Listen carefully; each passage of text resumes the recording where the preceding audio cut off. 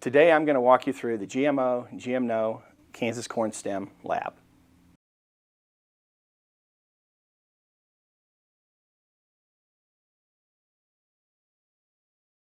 Hi, I'm Bill Welch. I will be teaching at Caldwell High School this coming year, and I've been teaching for 30 years now, mainly biology and life science. Really like a lot of different biotechnology, and that's really what we're going to look at today, specific biotechnology lab. Okay, Kansas corn stem is providing a lot of these supplies for us. So as we look through all this technical equipment I'm going to show you, you will have access to be able to get these on loan to perform these labs, even though some of this biotech stuff seems a little daunting. It really isn't, okay? So to start with this lab we're doing today, we're going to look at today, the main goal we're going to look at, big goal, or three major goals, will be to understand how desired traits can be introduced into plants through recombinant DNA technology, to assess processed foods and plants for the presence of transgenic elements, and to foster evidence-based discussion about genetic modification. So really what we're going to try to do is we're going to try to determine, are some of the foods we eat genetically modified? Okay, so that's really what the main emphasis on this lab activity is going to try to foster. So to give you some idea, the lab that we're going to be dealing with has applications not just in agriculture, but also in health. One of the big deals that a lot of the new biotech companies are looking at are how can we put a gene into some food that will help with vitamin deficiency and stuff like that. So one of the things we do look at, and most of this lab is designed about, is to see if we could find, is there a gene that's been put into some of the food we're eating? Why would somebody want to put genes into food? Well, vitamin deficiency, one of the big questions for this lab activity in the handout you're going to get will be, if we can genetically modify bananas and add vitamin A, a precursor to it, it would increase the vitamin A deficiencies that some less developed countries might have. So it's actually solving some of the food crisis as far as the developing countries go. And that's just one example, but there's many examples very similar to that can actually directly affect human health. Okay. So what we're going to do today, how do you determine if there's genetic modification on any of these plants or the food that you're eating? To genetically modify something, there's actually three parts.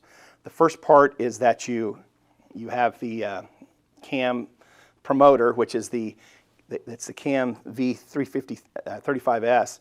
That's the beginning of the cassette, and this is called a cassette because you have to have the promoter, you have to have the gene that you want to put in there, and then at the very end you have a terminator, and that's considered a whole cassette. Well, what we're going to do to try to determine if something's been genetically modified is very simply, we're going to look for that promoter, that first part. So if a plant has that promoter in it, we know that it's been genetically modified with this cassette. And that's really what we're going to try to look at. And that's really how we're going to determine if it has been genetically modified or not. We're looking for that one strip of that promoter as far as that goes. Now, what foods, when you're going to try to do this, obviously with your students, you want your students to try to bring in some food. We do want you to have a high probability of success. So there's a list of, in your packet you're going to get, there's a list of foods that might have a better chance of finding out if they're actually genetically modified. We are Kansas corn stem, so we're promoting corn products.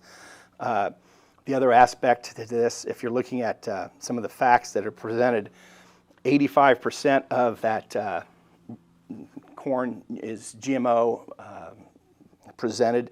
Initially, like BT corn was one of the first genetic modifications.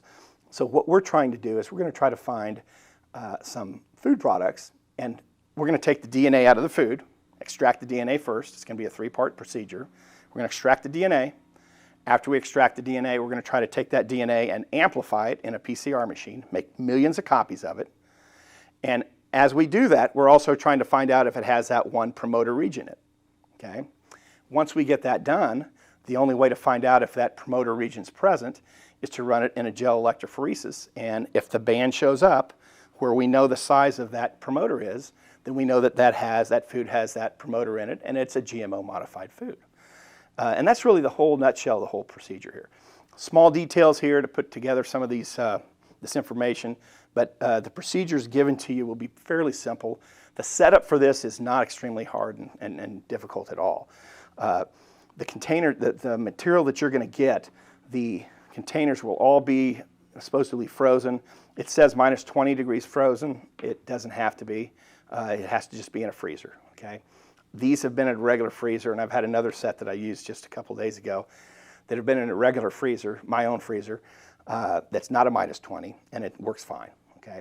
So that part of it's pretty simple. So let's start by looking at the food items that we're going to use and how we're going to extract it. So some suggestions I've got for you, very simple. Cornmeal is one of the easiest ones to use because it actually has, from my experience, a fairly strong positive. I also got a whole bag of these, but the Cheetos, we're going to use that as a second food source. The way this is set up for each lab group, they can get 2 food sources, 2 different types of food, and each lab group tests those 2 food sources. And at the very end, if you have 6 lab groups, you would have 12 different foods that you could test in a whole class period. And that would be ideal if you want to get a variety of foods as far as that goes. So let's start with the procedure on trying to get some of this food. And this is the biggest, probably the most critical part, is how much food do you use, okay? In the procedure that's given to you, they're going to tell you to take 50 microliters of lysis solution. And this lysis solution is a solution that essentially breaks the cell wall and the cell membranes in the cells, and that way that the DNA is then available to be connected to, okay? So this is important to break open the cells and to get the DNA out. And it's 50 microliters. In the procedure, you're going to label 2 tubes, an F1 and an F2, food 1, food 2. My food 1 is going to be cornmeal. So I'm going to get a little of this cornmeal out and put it right on this, this paper towel. Again, this should last me for 25 years at least. Ideally, in the procedure, they tell you to put 1 millimeter to 2 millimeters of food in there. The smaller the amount of food, the better. Too much food actually does not allow the enzyme to digest. Okay? So in this case, when you're looking at this, I'm going to, first of all, before I crush the food and put it in there, I'm going to put my 50 microliters of lysis buffer. So to do that with your pipetters, the pipetters that will come as alone with this equipment can go up to 20 microliters. So what I'm going to do is I'm going to put 20, 20, and 10. So that'll give me 50 microliters into these 2 tubes. Okay? So fairly simple procedure. Ideally, I'm showing you this with the whole setup. In a lab scenario, what I've done in the past is I aliquot each one of these about 25 microliters or actually 50 microliters of all of these into small tubes for each station. And that way the students they don't have to come to get a central container. So what I'll do is I'll get a new tip. This one is set at 20, so I'm going to put 2 of these 20s in each of these tubes. And don't forget, this is the enzyme, okay? So this is the enzyme that's going to help essentially break open the cell and let the DNA get exposed so that we can do something with that DNA, okay? Okay, and that's 20 and 20, and I might as well get the 20 and 20 of the other one too. So once this is done, and if you have a pipetter that goes up from 20 to 100, you can actually set it at 50, and that would be the ideal scenario, okay? When you're pipetting this, the idea is, and you'll probably get some explanation on how to pipette correctly, but you just want to make sure that you put the pipette in with the plunger down small to the first stop and then slowly let it come up. You should see the same volume come in each time, okay? Now, I'm going to go to the 10 microliter pipette, and then this will be it. Then I'm going to be ready to use the food, okay? So I'm slowly pulling up that volume. That's 10, so now that has 50 microliters in it. And this will have 50 microliters. looking at lab time, et cetera, you could, if you wanted to, if you're crunched for time, you can actually have some of these tubes already pre-pipetted for the students if this process is taking too long for them to get done. Okay, so I've got my 2 tubes, F1 and F2 for my 2 foods. Now I got to put 1 to 2 milliliters of the food into there. Now with this corn meal, I'm just going to get a small amount of it, and this is going to be my food 1. Okay, so I'm just going to try to get a small amount in there, and again, it's going to be hard for you to see this. And I just need a couple kernels to drop in there. And I am having a little...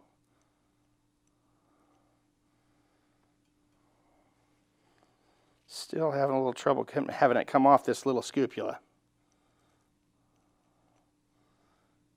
Okay, there we go. So I'm going to put the lid on that so I don't drop that. My other food item I'm going to use is Cheeto, okay? So I'm going to crush this Cheeto and use a small amount of the crushed part out of the middle of the Cheeto, and I'm going to put that into that tube, okay? And again, smaller the better. You'll find out that if the enzyme can't break open the cells, you don't get DNA extracted, and that kind of defeats the whole purpose, because once you don't have the DNA, you can't find out if it's GMO. And scrape that the wrong way.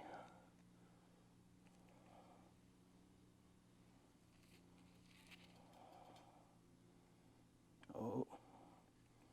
Okay, so we're going to put that in there. The idea is to get the enzyme and the food mixing together. So what we'll do is we'll tap those down just a little bit. And ideally you should have food in there with the enzyme, okay? So the next step in our procedure is going to be pretty simple.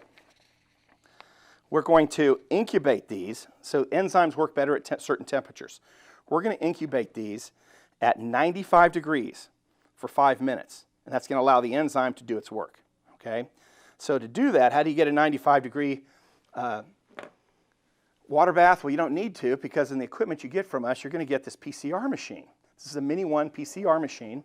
And this Mini 1 PCR machine is essentially controlled by an app. The app is free. You download the app, and you've got your control of this device. So what I'm going to do is I'm going to click on the Mini 1 app, and then I'm going to look at, let's see here. Got to make sure I connect it. So now it's connected. Now what I'm going to do is I'm going to place these 2 tubes in here. The key here, since the temperature is going up to 95, you want to make sure that the lids are on securely. Okay. And now I'm going to set this up as a constant temperature. So what I'm going to do is I've got already set up in here a program that says lysis 95 for 5 minutes. So I'm going to hit that, and I'm going to run. So now this device is going to be heating those up for 95 degrees for 5 minutes. And while that's happening, what we're going to do is get the tubes that we're going to need for the PCR reaction set up and ready to go. Okay? So the tubes we're going to use, let me move this.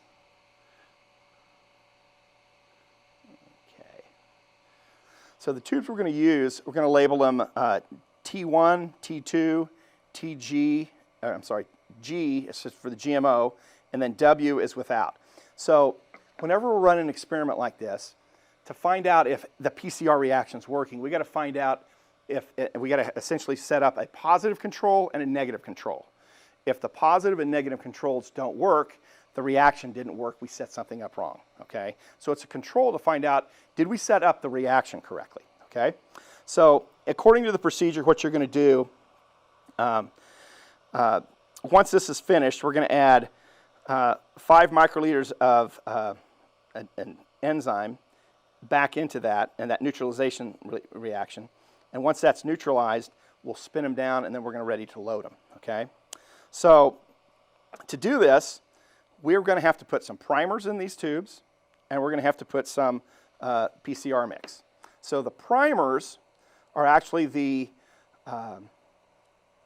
DTs, the ADs, Ts, and Cs, and those are actually what's going to help put together this and find the target that we're looking for. So what I'm going to do is, according to this, the instruction sheet that we've got, you're going to put 20 microliters of the primers in those, and you're going to put 5 microliters of the PCR mix. Once those are in there, then once the food is finished neutralizing, we'll put the food items in there, and then we're going to do the last part of the lab is where we're going to set up a gel electrophoresis and run it. Okay? So I'll set this at 20. Got one already set at 20, so why would I do that? So I got this set at 20. I'm going to use the primers, and the primers are 20 microliters. Again, these should be on ice, so ideally if you're doing this in a lab scenario with multiple classes, you would have these little vials, the vials you have this in, set up in on a little ice bath, little cup with some ice in it, okay? So, 20 microliters of each of these.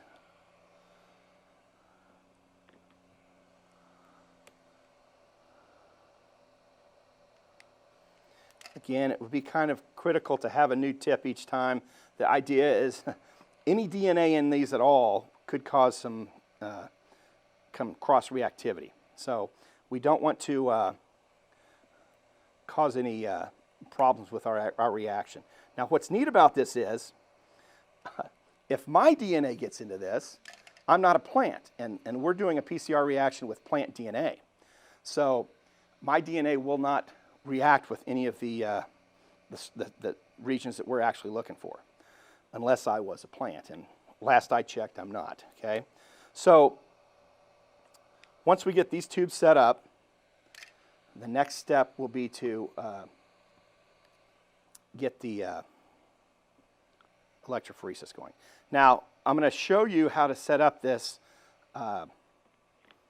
PCR machine, and through the magic of time, we'll look at the results fairly quickly, okay? The reaction, the PCR reaction for this with the equipment we've got lasts 41 minutes, okay? So it's a 41-minute reaction you would have to have running in that PCR machine as far as that goes. And I'll put this lid on. And then the only other thing I need in this is 5 microliters of the PCR mix, which is right here. And then the PCR mix actually has the DNA stain too. So at the end of this run, you're going to be able to directly load those into a gel and run it without having to put a dye or a tracing dye in it at all. So the last step here we're looking at very quickly is 5 microliters of these primers. And that will be it. Then all we have to do at that point in time is simply get it set up and let it run. And that running time should on average be around 40 to 41 minutes for that whole PCR reaction to be completed. So 5 microliters of this into each one of them, and then we're ready to go.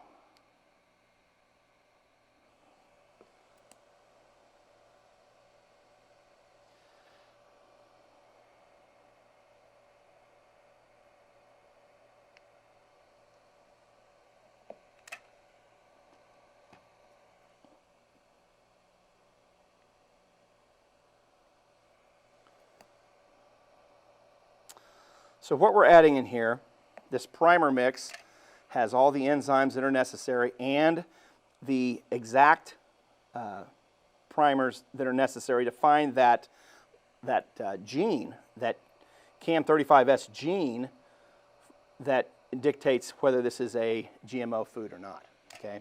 So even though these tubes are just, I'm putting essentially some solutions in there, there is a lot of material, enzymes, specific primer enzymes that are located in this that allow this reaction to occur, okay, with the loading dye too.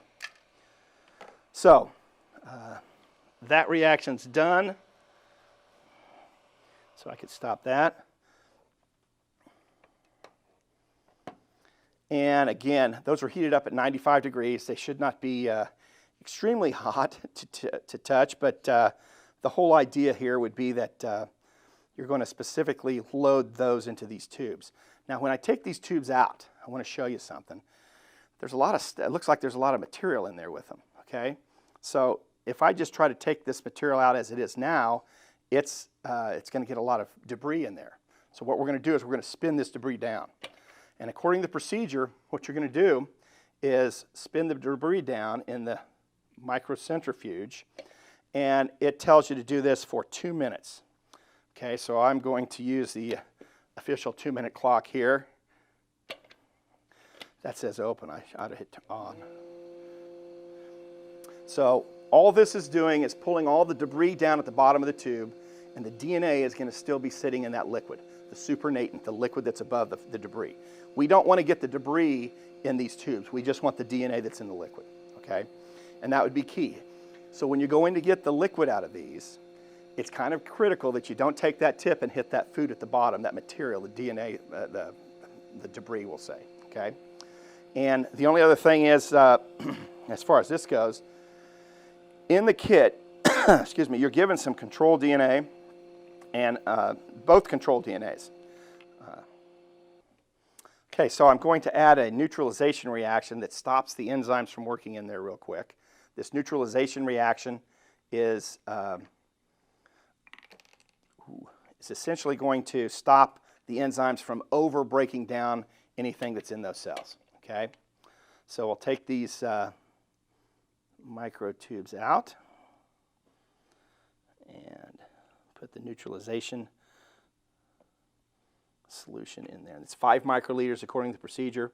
Again, you want to just get this in there as quickly as possible. And with all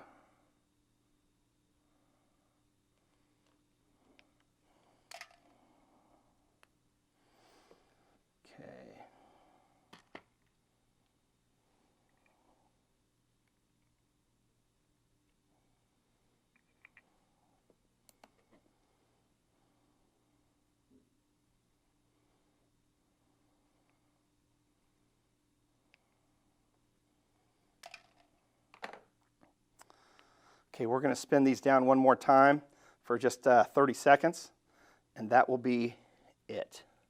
Then we're going to be ready to actually load them into the PCR machine.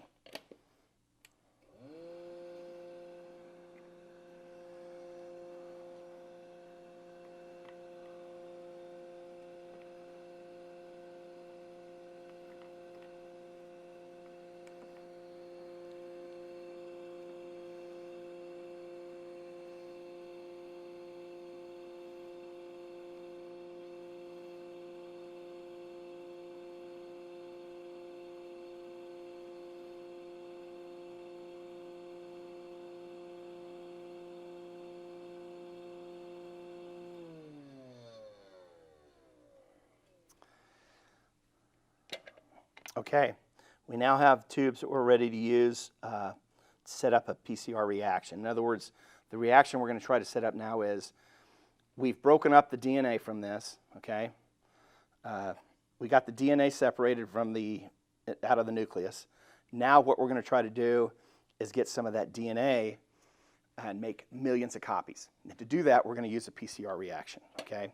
And to start that, we have to first of all load this food. I've got T1 and T2, which is food 1, food 2. Then I've got a G tube, and the G tube is for the GMO positive. One of the tubes you're going to get is a GMO positive control, and the other one is a negative control, but we know does not have GMO modification in it, okay? So those 2 tubes are what we're going to use as controls for the G and the W, all right? And I've already got in each one of these tubes 20 microliters of the GMO primers and 5 microliters of the PCR mix. So all I need to do now is add 2 microliters. 2 microliters is very, very small. And this is where a lot of people make mistakes in this lab. 2 microliters, when you look at it in the tip of the actual pipette, will seem like a very small amount. And that's one of the reasons why this is a critical part of this. When this reaction doesn't work, a lot of times it's because they don't get the actual 2 microliters. So let me give you an idea here. This is going to be food 1. I'm going to put it in T1 here. And my food, if you look at this, has got a lot of liquid at the top, but the debris is at the bottom, okay? So I'm going to try to get just the liquid at the top, and it's hard for you to see this, and even harder for me to see this. And that is essentially my 2 microliter mark there. It's right about there, and that's the volume that we're looking at. And now what I'm going to do is put that in this tube, mix it up and down, make sure that it gets in the primers, okay? And this tube is T1, and I've closed it. Once I get them all set up, we'll put it in the machine. So the next food item that we're looking at is T2, and that was the Cheetos, and we're going to do the same thing. I've got 2 microliters I'm going to put in there, and that 2 microliters from the top portion of the liquid, not the bottom where the residue is critical. And again, it's the same volume. The more you do this, the better. That volume there is critical for the kids to be able to get that, because if you don't get that amount in there, there won't be any DNA in this reaction, and then they will be making millions of copies of nothing. And your results at the very end won't be very accurate, okay? So the only other thing, so that's the 2 food items we've got. The only other thing now is to get my positive GMO control. So this is my GMO control DNA. This DNA we know as GMO DNA. So we're going to make multiple copies of it also, and this is going to be able to tell us if we actually have a positive result, what a positive result will look like. So I've got that. I'm going to put that in the tube labeled G. And there we go. And the last is the negative control, which is the DNA, the GMO, non-GMO DNA control. So this is guaranteed not to have GMO DNA in it, okay? And that's really what we're going to use for the negative control. And keep in mind, if the controls don't work on this, then our reaction doesn't count, okay? Our whole reaction will not be valid if our controls don't work. And that's kind of a key part of this lab activity to make sure that our controls work. If our controls work, we set it up correctly. We just may not have been able to find DNA in the actual food samples, okay? So we've got those set up. The next part of the procedure is pretty simple. We're going to essentially make sure that this is mixed up. And this is really, flicking it, this is it. This is the technique you need. The key is to make sure you have the cap completely on, tight. And I'll flick this and get down to the bottom. You've got 16 spots inside this chamber. Ideally, when you do this, you'd want to fill up the chamber if you had groups doing this. I'm just showing you this as a quick demo, but you should be able to get, if each group has 4 tubes, 4 groups should be able to be used in one of these PCR machines. When you get the equipment from us, you get 2 of these PCR machines. So you should be able to have enough equipment to do 8 PCR reactions, okay? So that is right now the finished part of the PCR setup. The PCR setup also is going to be using the same app to actually set up that PCR reaction.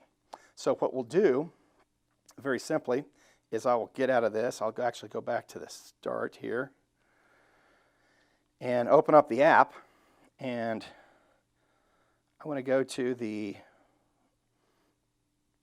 protocol for the PCR protocols. And there is, again, the procedure to show you how to type that in here is very simple. All you do is hit edit, and you'll type in the exact procedure that it shows you from these.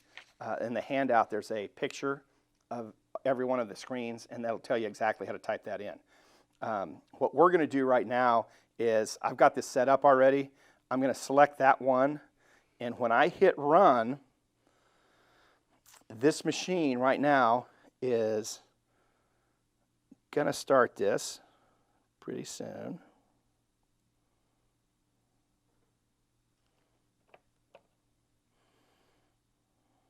Let me try that one more time here.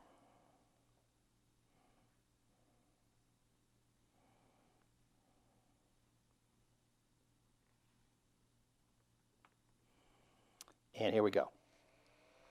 So this PCR machine is going to run for 41 minutes. That whole reaction, and this is what this machine's doing. It is making millions of copies of that GMO 35S part, the promoter part of the GMO cassette. So if we can find that 35S component, and it's making millions of copies, okay? And the purpose of those millions of copies is that's the only way we're going to be able to find out if it's there, because the next step will be to load the results from this. So after 41 minutes, I'll show you what this will look like. Okay, it's been 41 minutes. The PCR machine has finished its job, and I've got the tubes that came out of the PCR reaction, okay? So in theory, what I've got here is millions of copies of DNA from these tubes that the PCR machine created for us, okay? Now we're going to try to determine if we actually have GMO in the two food items we tested. And the only way to do that is to look for a specific band. We know the base pair length is 187, and we know if we can find that band on a gel electrophoresis of these, we could say that's a positive, okay? Now, the Mini 1 gel electrophoresis chambers you're going to use are fairly common on a couple other labs we use in here. The gel itself is a little gel cup that you actually microwave for 15 seconds. You pour it into the gel cassette, and it's ready to go. And it looks just like this, okay? So the key here, and this is a TBE gel at 2%. This is TBE buffer. The buffer allows electricity to move through the chamber, okay? DNA is negatively charged, okay? So opposites attract. So negative charge is going to go from negative to positive. It's going to flow towards the positive reaction. You can't set this in there but one way, okay? So ideally, and I've run gels before where the DNA runs off the wrong way, okay? So we're going to fill this chamber with the TBE buffer. And ideally, you just need to have 1 or 2 millimeters above the gel surface. It does have to cover the gel, though, as far as that goes. And sometimes that gel will float up a little. It's a little good. So I've got that. It takes roughly 135 mLs of the buffer to do that. So when you mix up the buffer, in the actual lab, the buffer comes in a concentrate, and you mix that up according to the instructions. You'll mix up 1 liter or 2 of it, actually. So what we're going to do now is we're going to load this. So when I turn on this gel box, there is a loading light, okay? And according to the instructions for the lab, we're going to essentially load starting from left to right. We're going to put the non-GMO control, then the positive control, and then we're going to go to the 2 food items, food item 1, which was the cornmeal, and then food item 2, which is our Cheeto. And then the last row, and row number 5, is going to be our DNA ladder, okay? And in fact, the volume we're going to use for this is 15 microliters, except for the DNA ladder. The DNA ladder is concentrated, and we're only going to use 10 mLs of that, 10 microliters. So we get back to the pipetter. We're going to start with the non-GMO. This is the negative control now, okay? I'm going to make sure that I plunge this down to the first stop, and I'm going to pull out 15 microliters. And if you do that slowly, you'll get all the liquid in there, okay? So that's full. I've got to actually essentially put this into that first well. So to do that, it's pretty simple. I usually, I'm kind of a shaky guy, so I'm going to very gingerly put it right above the well and slowly push it in there.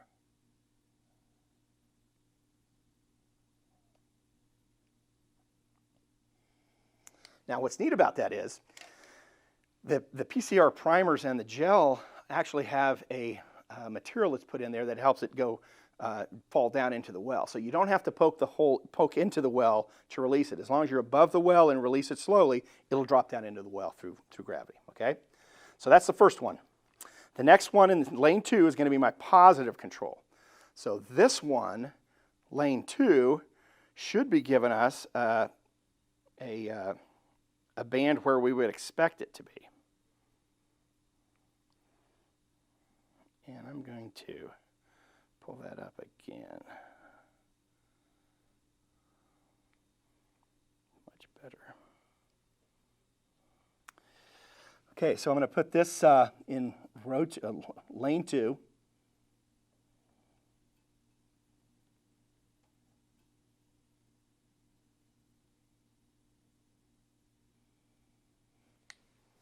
biggest problem with kids and students loading gels is pushing down through the gel and poking a hole in the bottom of it. So whatever you pull in the gel, sometimes that will essentially cause everything to run out of the well, okay? So lane 3 is getting my first food item, which is my yellow cornmeal, okay? And again, slowly pulling up that plunger to get all the liquid in there would be key to get successful. And this is going into lane 3, and this is my first food item.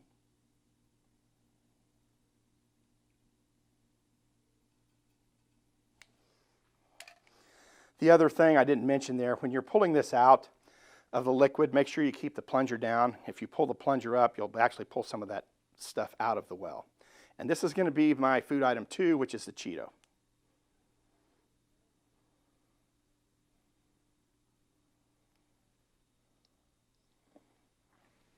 And this is in lane 4.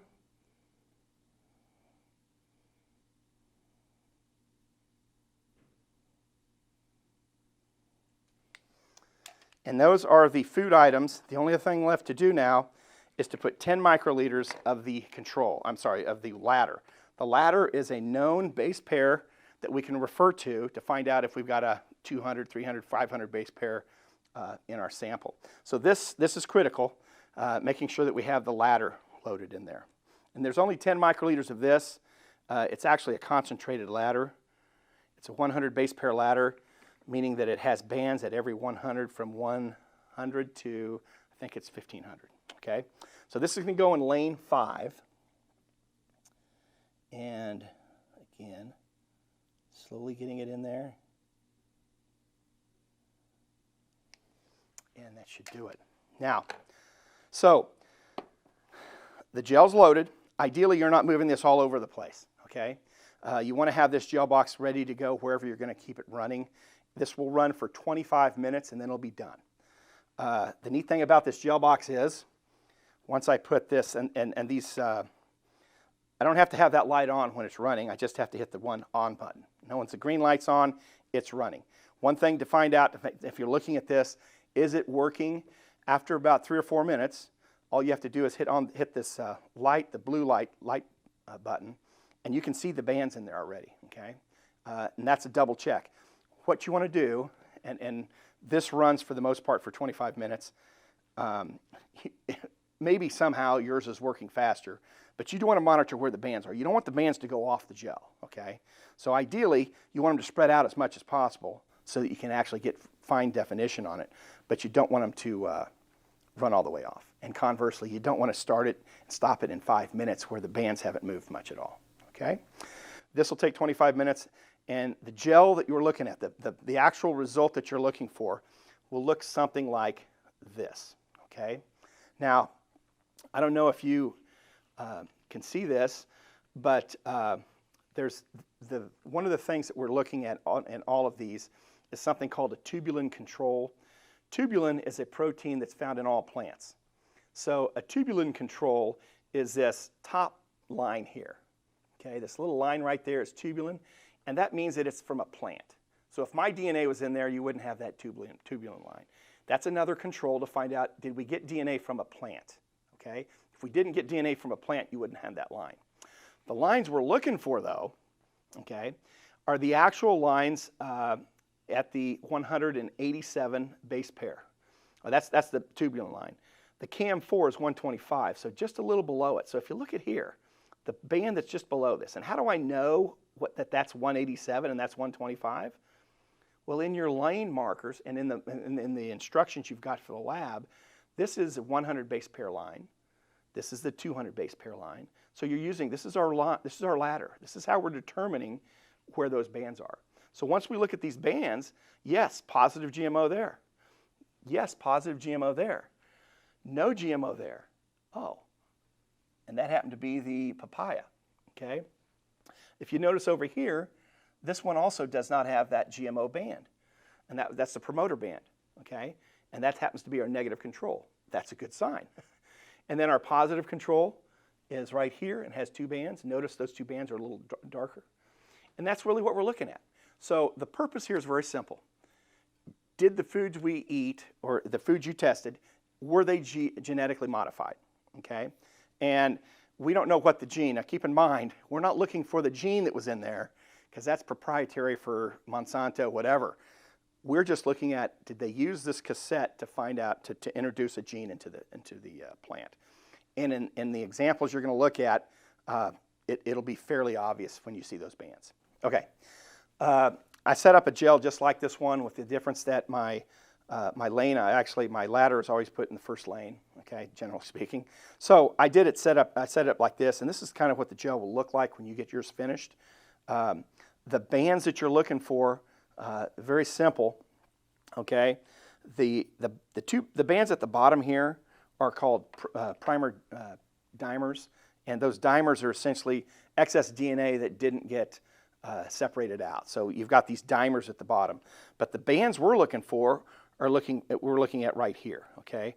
And one of them, and this was food item 2 for me, would be a Cheeto, and it does have the 125 band right there.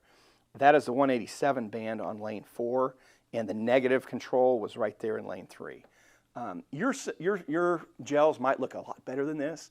Part of the reason you want to do this, and doing it with groups with students, some groups will work out very good. Some groups, it may be a pipetting error. We don't know that. But that's the joy of doing something like this, because you got biotechnology right in front of you, and we're determining, is the food items that we've tested, is it genetically modified or not? Thank you.